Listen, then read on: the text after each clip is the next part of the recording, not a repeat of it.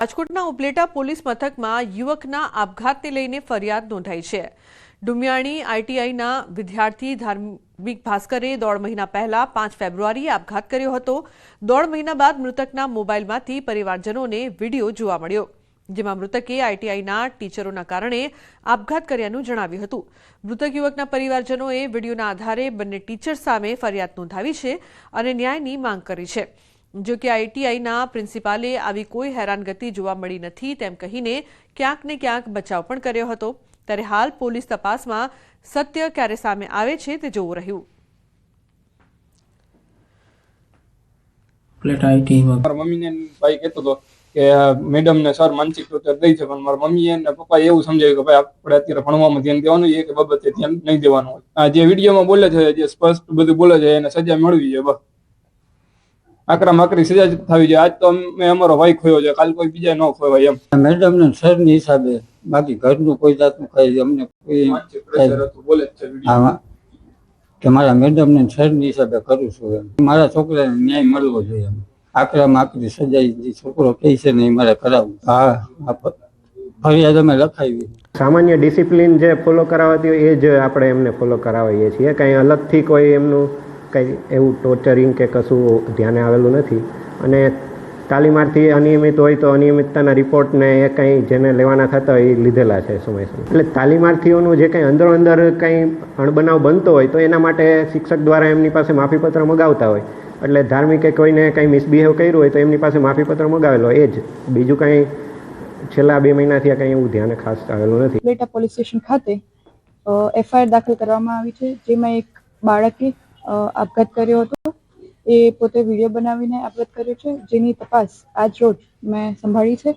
એ video અને અન્ય બીજી કોઈ તપાસ જે ફ્યુચરમાં ખુલશે એ વિષয়ে આપને ફ્યુચરમાં જાણકારી આપવામાં આવશે। તો બનાસકાંઠાની દાંતીવાડા કૃષિ યુનિવર્સિટીમાં કૃષિલક્ષી આયોજન કરાયું। National centre for organic and natural farming ગાઝિયાબાદના સંયુક્ત ઉપક્રમે પ્રાકૃતિક ખેતી પરિસંવાદ અને વર્કશોપનું આયોજન કરાયું હતું। રાજ્યપાલ આચાર્ય દેવવ્રતજીના અધ્યક્ષસ્થાને યોજાયેલા આ કાર્યક્રમમાં મોટી સંખ્યામાં ખેડૂતો હાજર રહ્યા હતા। રાજ્યપાલ આચાર્ય દેવવ્રતે વડાપ્રધાન નરેન્દ્ર મોદીની પ્રેરણાથી સમગ્ર દેશમાં 1 એપ્રિલથી રાષ્ટ્રીય પ્રાકૃતિક ખેતી મિશન શરૂ થઈ રહ્યું છે।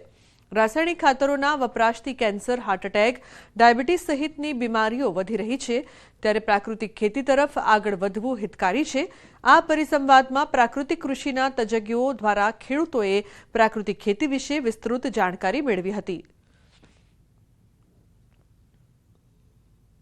નેચરલ રિજનલ મેગા પ્રાકૃતિક ખેતી કન્સલ્ટેશન કમ વર્કશોપનું આયોજન કરવામાં આવેલું।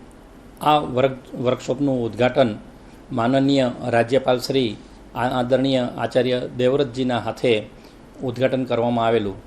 આ કાર્યક્રમની અંદર ગુજરાત રાજ્યની અંદરથી તમામ 33 જિલ્લાઓમાંથી આત્મા દ્વારા ખેડૂતો ઉપસ્થિત રહેલા। 500 एग्रीकल्चर यूनिवर्सिटी जो गुजरात में, उनके सभी वाइस चांसलर महोदय को, उनके सभी साइंटिस्ट को मैं बहुत बहुत बधाई देता हूं, शुभकामनाएं देता हूं कि उन्होंने पिछले 3-4 वर्षों में बहुत महत्वपूर्ण रिसर्च किए और उनके उस रिसर्च को पाकर हमें और किसानों को भी बहुत बड़ा संतोष हुआ है।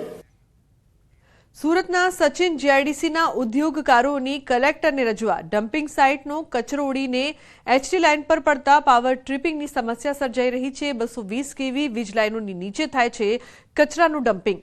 પ્લાસ્ટિક ઉડીને એચટી લાઇન પર પડતા આવી રહી છે પાવર ટ્રીપિંગની સમસ્યા। કલેક્ટરને આવેદનપત્ર આપી સમસ્યાનું નિરાકરણ લાવવા એસોસિએશને રજૂઆત કરી।